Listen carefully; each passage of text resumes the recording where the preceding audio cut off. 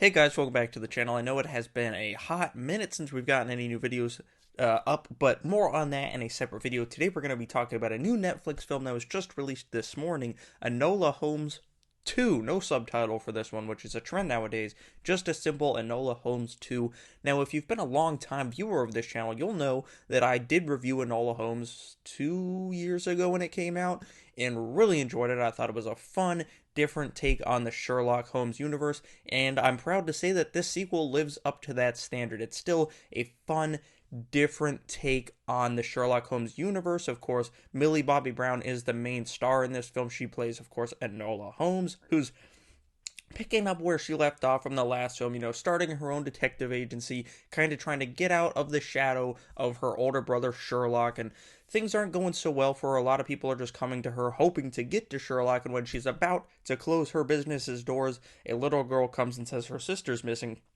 And that sets up the plot for the movie. Enola takes the case, and things ensue from there. And of course, Sherlock is in this film, just like he was in the first one, played by the brilliant, the handsome devil himself, Henry Cavill, the newly returned Superman, the recently departed Geralt of Rivia.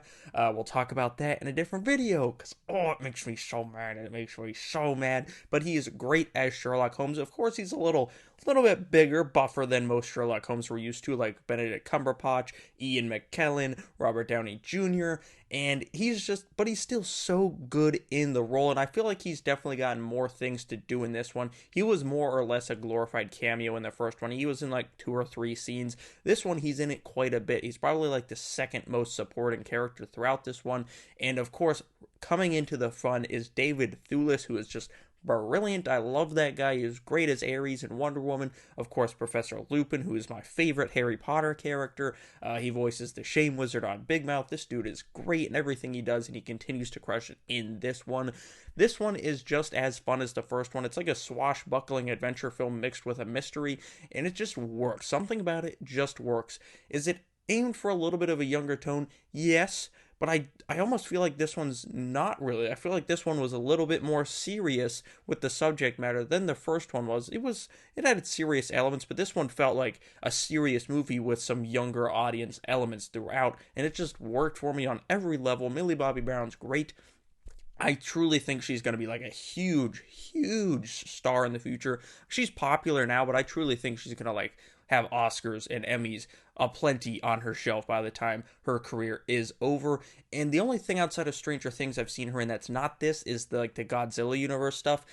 And in that, she more or less plays a version of Eleven a little bit. This one, she's truly a different character, and she crushes it. And it's kind of cool to see her like, I've been watching Stranger Things since it came out, so, when she was like 8 or something, and now she's like a young woman and like having like a romantic interest in a movie, and it's really cool to see just the evolution and that she can handle this type of stuff as her career progresses. The kid that plays her love interest, he was also in the first one. He's great. He's a good supporting actor. He's a good time. Apparently he's in some other series. He's like a teenage heartthrob type guy, I was reading online, and so that's cool. Not for me, but he's great in this series. And speaking of this series, Helena Bonham Carter is in this, of course, playing Sherlock and Enola's mother.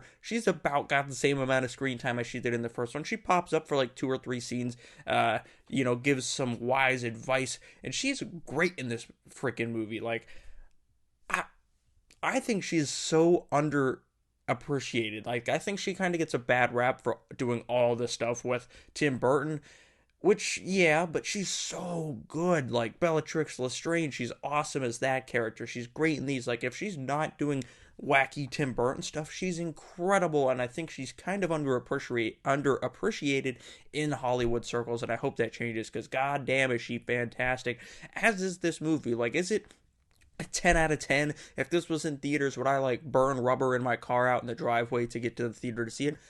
Probably not. These are perfect streaming movies, and I think I do definitely want to see more. Not to spoil anything, but they definitely kind of start to set up some bigger things in the Sherlock Holmes universe outside of, Enola. Like, so maybe we'll get a Henry Cavill spin-off movie down the road. I definitely would like to see more of this Sherlock universe, Enola Holmes 3, Henry Cavill Sherlock spin-off, and, they do some interesting things with the villain in this movie. Like I said, I can't spoil it, or I can't say what it is, because that'll spoil it and kind of ruin the surprise, But one thing I will say about this movie is just when you start to think it's a little predictable, they add a layer to the mystery. Like every time I was like, okay, it's clearly that person that's, at fault here. It's like another layer of the onion gets unpeeled, and it was so good. Like for aiming at a younger audience, this film was very well thought of. Like they put a lot of thinking in this. They weren't just like it's a young adult movie. Like they put some thinking into this,